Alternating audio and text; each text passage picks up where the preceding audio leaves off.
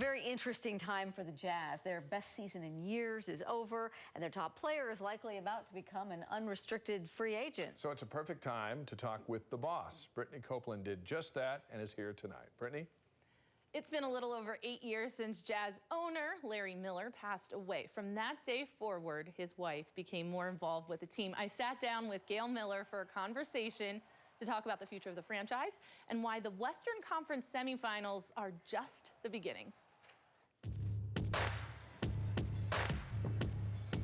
Drives to the right hand, lobs to Rudy for the dunk for tie to 10. We've always wanted a championship, and we've always known that it was out there and hoped we could get it. But I think right now, in this era, we're saying that's not beyond our grasp. Do you think the pieces are in place now, the way this team was last season, or do you think there needs to be more components added? Well, I think it's an evolving process. There will always be improvements we can make. I think this team was especially good because we battled injury all year long. But the thing that came out of that was we were able to play players who normally wouldn't get playing time, who were able to increase their ability and their talent. Gordon Hayward, he's grown up so much before everyone's eyes.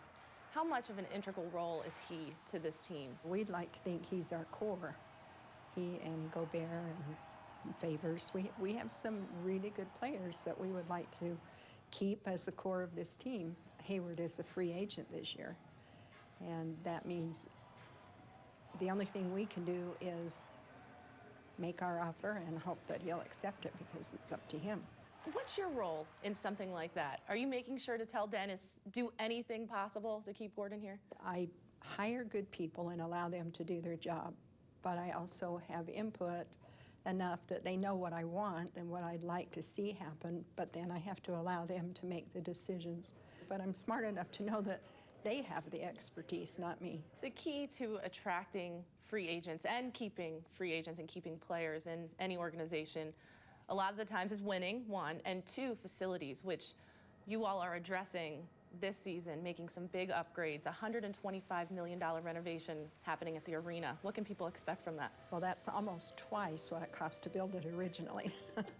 Now, granted, prices have gone up, but it will look like a new arena when we're done. It will have greater capacity for socializing, brighter colors, open spaces, good food. It's going to be really, really neat.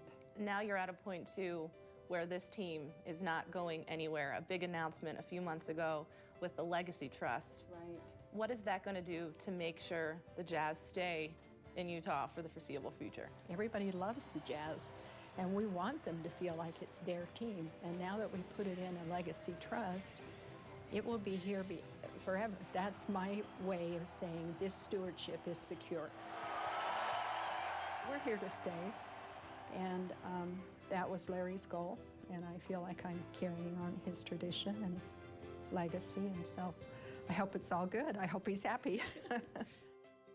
I am sure he is. The Legacy Trust means Gail Miller no longer owns the Jazz. The trust does. She is the trustee and eventually will hand over control to a 6-person board filled with family members. Gail says they may come in a few years. We'll just have to wait and see. There's some few things she wants to finish up first, though. And then, as she said it, she can go have some fun. Yeah, well, really interesting. With so much, as she says, the writing on Gordon Hayward, when will we have an idea? We should know at least by the end of June, because that's when he has to make the decision whether to opt in or opt out of his contract and become an unrestricted free agent. All right. Good interview. Yeah, thanks. Thank you. Kevin's